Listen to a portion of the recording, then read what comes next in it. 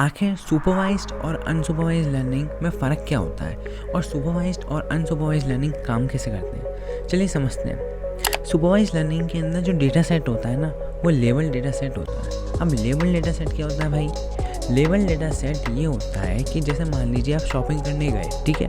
अब आप शॉपिंग करने गए तो वहाँ पे आपने कई सारे क्लोथ्स देखे। अब हर क्लोथ पे उसका एक प्राइस टैग होगा, यानी कि हम ये बोल सकते हैं कि जो क्लोथ है वो अपने प्राइस टैग से लेबल्ड है, उसे एक टैग दिया गया है, पर्टिकुलर टैग। हर क्लोथ का एक पर्टिकुलर टैग है, यानी ये एक क्या कहते हैं लेबल डेटा का एग्जाम्पल हो गया। चलो एक एग्जाम्पल और लेते हैं। मान लो हर एक स्टूडेंट को उसके ग्रेड के हिसाब से हम लेबल कर सकते हैं और एक टैग प्रोवाइड कर सकते हैं। तो अगर एक क्लास चल रही है तो हम स्टूडेंट्स को उनके ग्रेड्स के हिसाब से कैटेगराइज कर सकते हैं, क्योंकि उनके पास उनका ग्रेड एक लेवल की तरह, एक टैग की तरह काम कर रहा है उनके मार्क्स के हिसाब से, ठीक है। अब हम सुपरवाइज लर्निंग के दो मॉडल्स को समझते हैं। पहला मॉडल जो है हमारा वो है क्लासिफिकेशन। अच्छा, अब क्लासिफिकेशन एक टेक्निक है जिसमें डेटा को क्लासिफाई करा जाता है उनके लेवल्स के हिसाब से। जैसे कि हमारा ग्रेडिंग सिस्टम वाला एग्जांपल, जब हम स्टूडेंट्स को क्लासिफाई कर सकते हैं उनके ग्रेड्स के हिसाब से और हम उन्हें वेरियस ग्रुप्स और कैटेगरीज में डिवाइड कर सकते हैं। तो ये मॉडल क्या होता है, एक तो डिस्क्रीट डेटा सेट पे काम करता है, ठीक है, और इसका जो डेटा सेट है उसे कंटिन्यूस होने की ज़रूरत नहीं है।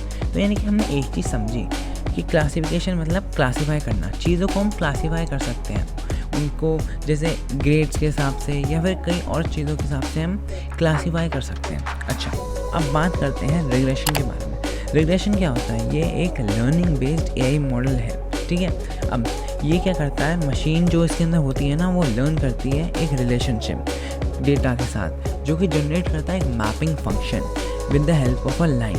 अच्छा, अब लाइन क्या है भाई? चलो आप डायग्राम के साथ समझो, आपको डायग्राम दिख रहा होगा, ठीक है।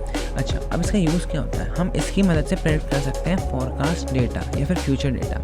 जैसे कि मान लो मुझे प्रेडिक्ट करना है मार्क्स किसी पर्टिकुलर स्टूडेंट या फिर एवरेज पूरे एंटायर क्लास का, तो हम क्या कर सकते हैं, हिस्टोरिकल डेटा का यूज़ करके एनालाइज कर सकते हैं और फोरकास्ट कर सकते हैं। अच्छा, रिग्रेशन खाली कंटिन्यूस डेटा के साथ ही काम करता है, ठीक है। अब हमने सुपरवाइज लर्निंग के तो दो मॉडल समझ लिए, अब समझते हैं अनसुपरवाइज लर्निंग और उनके दो मॉडल्स। अच्छा, अब अनसुपरवाइज लर्निंग क्या होती है भाई?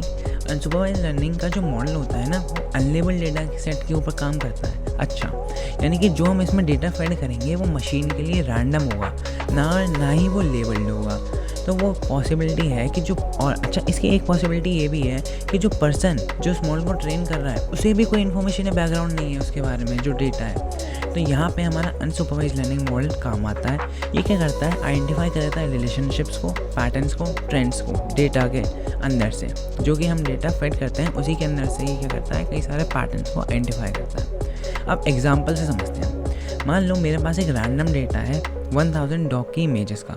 अब मैं चाहता हूँ कि ये मेरा जो मॉडल है ये उसमें से कोई पैटर्न आइडेंटिफाई करे, तो मैंने ये डेटा को फीड करा अपने अनसुपरवाइज लर्निंग मॉडल के अंदर और उसे ट्रेन करा, ठीक है। अब जो मशीन लर्निंग है ना, वो इसके अंदर से कुछ पैटर्न्स आइडेंटिफाई करेगी, जैसे डॉग की जो कलर है, उसकी जो आइज़ हैं, उसकी जो टेल है, जो लेग्स हैं, उन सब से वो कुछ आइडेंटिफाई करेगी डेटा को। अब नेक्स्ट टाइम ना, जब भी मैं कोई ऑब्जेक्ट यानी कि कोई इमेज उसे डिटेक्ट करने के लिए दूंगा कुछ अनयूजुअल फीचर्स के साथ, तो वो अपने आप एल्गोरिथम आइडेंटिफाई कर लेगा कि क्या ये डॉग की इमेज है या फिर नहीं है। अच्छा, अब हम अनसुपरवाइज लर्निंग के मॉडल्स को ना और आगे भी दो कैटेगरीज में डिवाइड कर सकते हैं। तो पहली जो हमारी है कैटेगरी वो है क्लस्टरिंग। अब क्लस्टरिंग एक अनसुपरवाइज लर्निंग एल्गोरिथम है जो कि क्या करता है, क्लस्टर कर देता है एक अननोन डेटा सेट को। अच्छा, मतलब अनसुपरवाइज लर्निंग एल्गोरिथम ही अननोन डेटा सेट को क्लस्टर कर देता है। अच्छा, उसमें से पैटर्न्स आइडेंटिफाई करके, जैसे कि मान लो ये सेम पैटर्न है तो मैंने इसे एक ग्रुप में क्लस्टर कर दिया, ये एक दूसरा सेम पैटर्न है तो मैंने इसे एक दूसरी सेकंड ग्रुप में क्लस्टर कर दिया।